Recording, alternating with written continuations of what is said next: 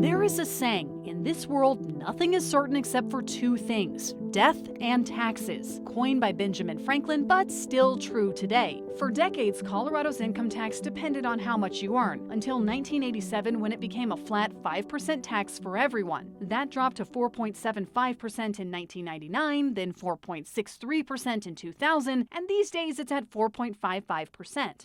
Proposition 121 asks voters if they want to lower the state income tax to 4.4%. It would apply to both individuals and corporations. In this Denver 7 Election 360, you'll hear from supporters of the tax cut who say this is about saving people money, opponents who say this will affect a lot of state programs, and a tax expert about where Colorado currently stands. Between inflation and the supply chain, costs are going up so much, like groceries, gas, everything else is costing people a lot of money. But while families struggle, Michael Fields from Advanced Colorado Action says the state is doing fine. The state has more money than ever. We're at a $38 billion state budget.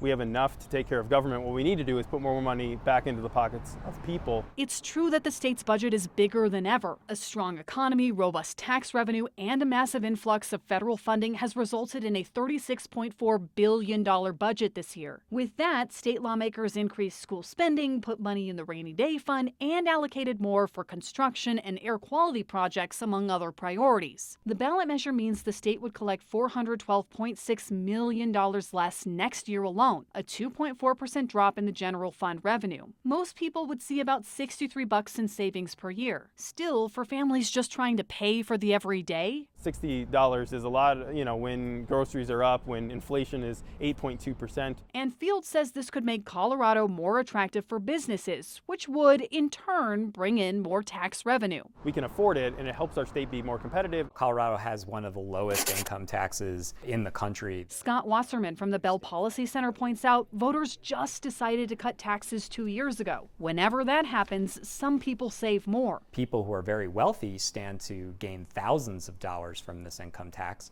cut, whereas the average Coloradan will get maybe $65. People earning $1 million or more make up less than 1% of taxpayers in the state, but they would see nearly half of the total savings from this ballot measure. We're asking Colorado voters to just really stop and ask themselves, do you stand to lose more than you would gain? Wasserman says the state might have more cash than ever now, but those federal dollars aren't going to keep flowing forever. And even though the economy is doing well, there's no guarantee for the future. We may find ourselves perhaps in a recession in 1 or 2 years. They have to ask themselves, what am I going to lose in roads? What am I going to lose in schools? What am I going to lose in mental health? Or some could choose to raise fees or sales taxes to try to make up the difference, which disproportionately impacts lower income families. So he wants people to vote no. To put Colorado's tax code into context, Colorado has one of the simplest income tax rates in the whole country. The state also ranks 19th in the nation for the lowest tax burden. MSU professor Robert Persichini says lowering the income tax would mean fewer tax returns for families. We're not having this system where you give us money and then we give you money back. Even if voters reject this measure, though, income taxes will still go down for the next 2 years to 4.5% thanks to Tabor and the fact that the state collected over the revenue cap in previous years. But in the future, if this passes, the short term, what we would really see